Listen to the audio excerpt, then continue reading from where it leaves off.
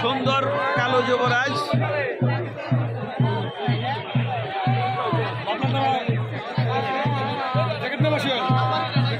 ওই পাশেও আছে।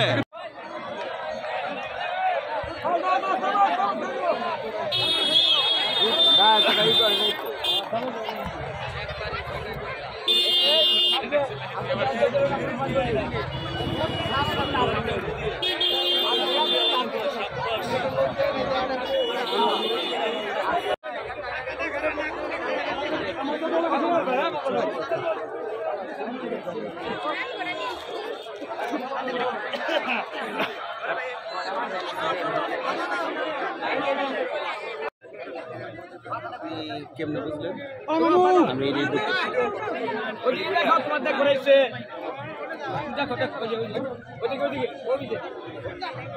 দেখো দেখো এদিক দেখো।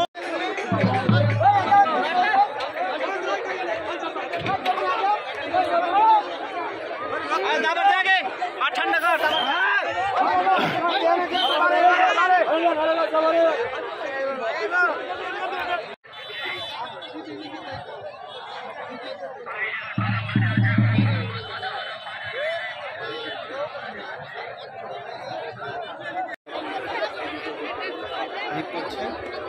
আমরা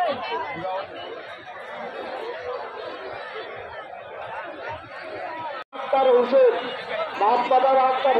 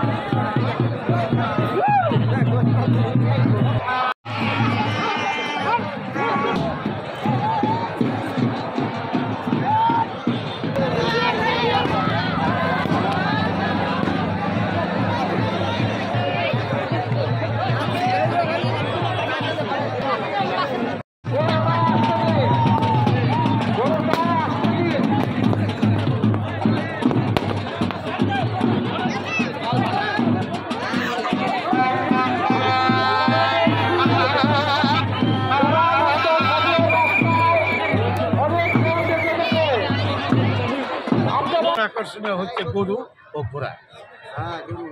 তাদের অনুমান 150 বছরও বেশি হবে।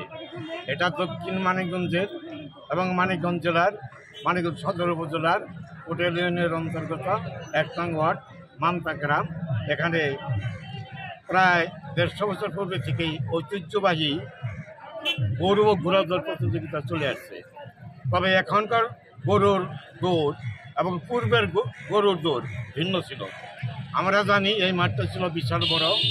এখানে প্রথম মুরব্বীরা এই যে বলদ বা ষাঁড়, এই দুইটা গরুর উপর জল দিয়ে পিছিয়ে মই দেওয়া হতো, মই জোরে দেওয়া হতো। তার আঞ্চলিক ভাষা হচ্ছে চঙ্গ।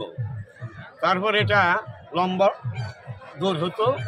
যে জয়ী হতো তাকে মুরব্বীরা পুরস্কৃত করতেন ওই সময়ের আমলে ধুতে দিয়ে।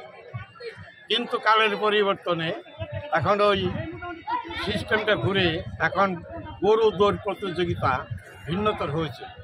এখন গরু দৌড় প্রতিযোগিতা অর্থ এই নয় যে এক গরু অপর গরুর সাথে দৌড়ে পাল্লা দিবি, তা না। গরুর গলায় থাকে দুইটা কাছি। গরু ওপেন মাঠে চলাফেরা করবে, দৌড়াবে এবং তার ভঙ্গি উল্টা পাল্টা মানে ভাবভঙ্গি, এইটাই মানে আমাদের বিচারক মণ্ডলী এটা পর্যবেক্ষণ করবে। তারপরে এইভাবে মানুষ উলট পালট হয়ে যায় অনেক সময়। কেননা পাগলা গরুর লক্ষণ হচ্ছে মানুষের দিকে রুখে যাওয়া, মানুষকে দেখলেই পাগলা গরু খেয়ে যায়, উল্টা পাল্টা ভাবভঙ্গি করে।